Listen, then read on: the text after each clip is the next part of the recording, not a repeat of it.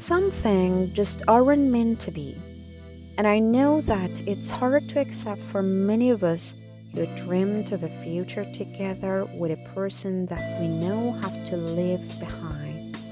But there is no other way out of the situation that you find yourself in than this. You have to leave. You have to go. You both have to accept that this was as far as your journey together was supposed to be. You have to move on. Sometimes a relationship doesn't work out because you both deserve different things. Sometimes it doesn't work out because you weren't right for them or they weren't right for you.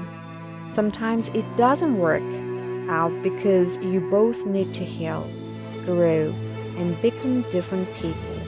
And if the people that you are meant to be are aligned, then you will find your way back to each other.